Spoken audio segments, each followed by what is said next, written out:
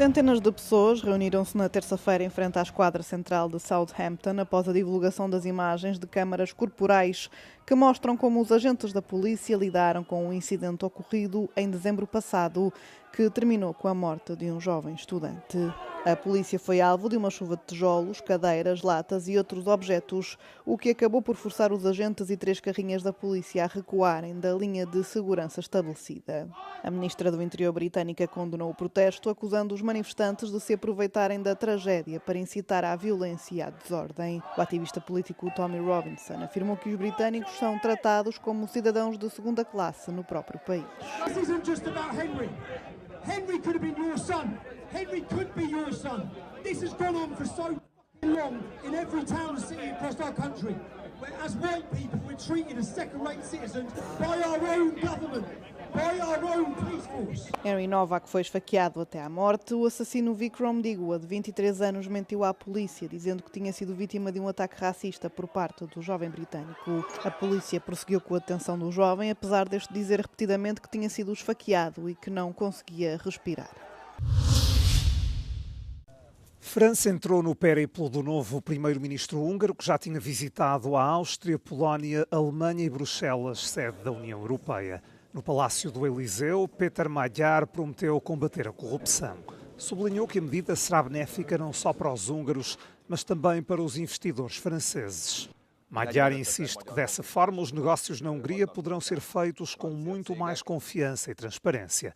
Lembrou que as empresas francesas empregam 45 mil húngaros e sinalizou a vontade de reforçar os laços com Paris. Emmanuel Macron aposta no relançamento da cooperação estratégica entre os dois países na defesa, indústria nuclear e agricultura. O presidente francês afirmou que com a eleição de Magyar se inicia uma nova era. Disse ainda esperar que a Hungria volte a ser um parceiro construtivo na União Europeia, em particular no apoio à Ucrânia. Péter Magyar convidou Macron para as comemorações dos 70 anos da Revolução de 1956 contra o regime comunista então no poder na Hungria.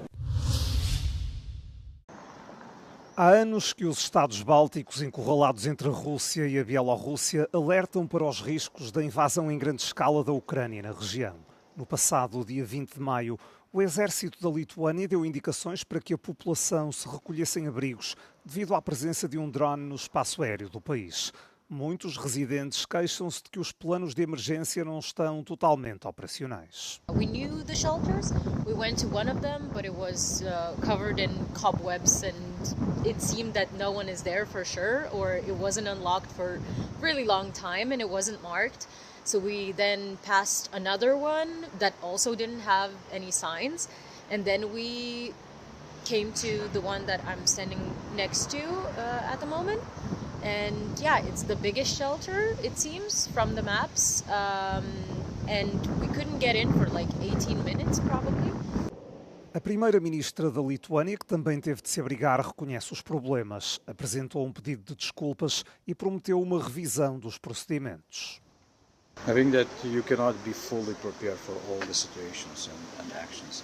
But what we tested and what we actually and how we reacted shows that we have a system, we have a knowledge, we have an infrastructure, but at the same time there is still some gaps that we would like to fix. And I think that there was a good exercise for the government, for the institutions, for the businesses, and for the simple citizens who was participating. As autoridades querem preparar os mais de 2.800.000 lituanos para um cenário de emergência. O plano passa também por implementar uma rede de instalações de treino modulares que possam servir como abrigos. O presidente da Ucrânia, Volodymyr Zelensky, apelou à Europa para que desenvolva os próprios equipamentos de defesa aérea.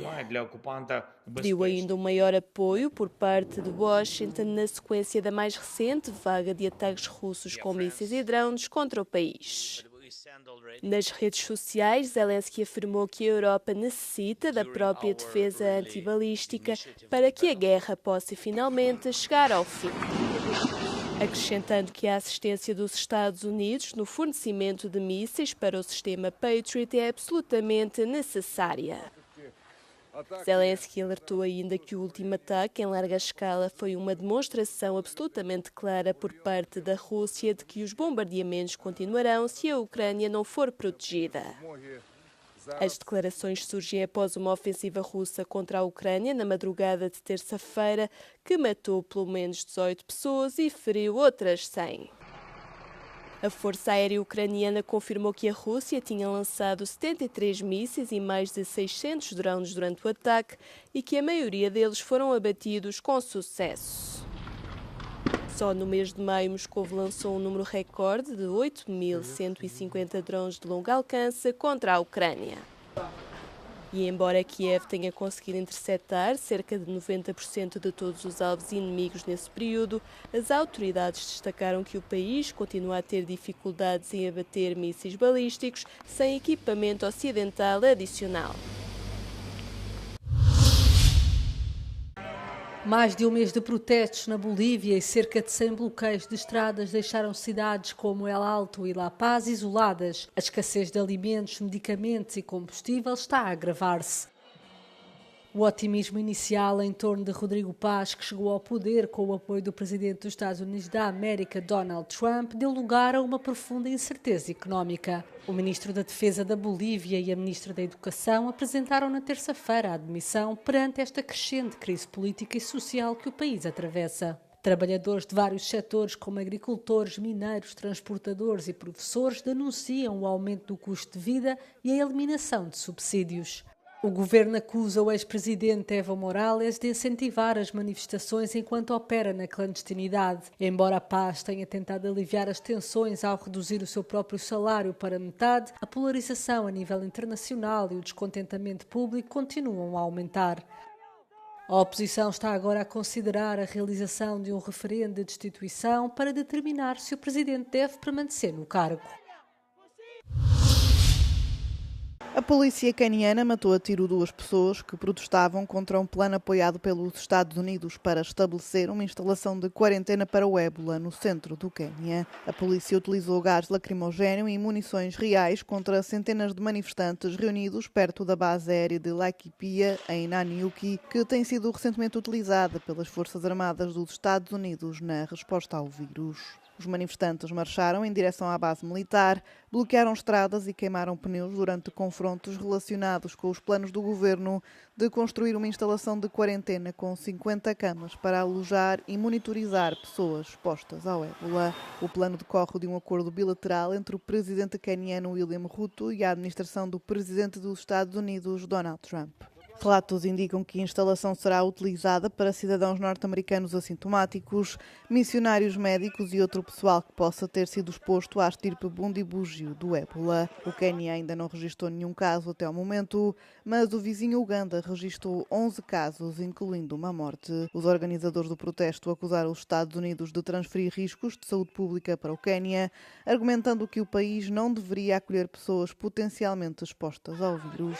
O projeto enfrenta um desafio legal, com a juíza do Supremo Tribunal a prorrogar uma suspensão temporária que impede o governo de construir ou operar as instalações até pelo menos 23 de junho. Ainda assim, os Estados Unidos continuaram a transportar pessoal e equipamento para o local. O presidente queniano continua a defender o acordo.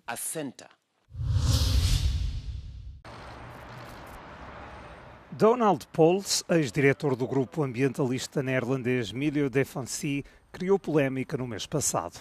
Anunciou que passaria a integrar a gigante siderúrgica Tata Steel nas funções de diretor de sustentabilidade. Mas a mudança sofreu um rápido revés quando a Tata Steel deu conta da demissão de Pols na terça-feira, após apenas um dia no cargo. A reviravolta ocorreu depois de ter sido revelado que Donald Pols tinha sido membro de um movimento estudantil de extrema-direita pós-apartheid na África do Sul nos anos 80 e início da década de 90. Pols já tinha chamado a atenção pelo papel de destaque num processo judicial de grande visibilidade que a Milieudefensie tinha movido contra a gigante dos combustíveis fósseis Shell. No ano passado, a multinacional britânica conseguiu reverter a decisão inicial do tribunal que a obrigou a reduzir as emissões de gases com efeito de estufa. O verdito foi o primeiro deste tipo contra uma empresa a nível mundial. A Tata Steel também está a braços com a justiça nos Países Baixos. Os residentes da cidade próxima da maior fábrica da empresa avançaram com uma ação judicial por danos para a saúde e por desvalorização imobiliária. O grupo siderúrgico indiano foi ainda multado em 2,4 milhões de euros por emissões excessivas de fluoreto de hidrogênio e metais pesados.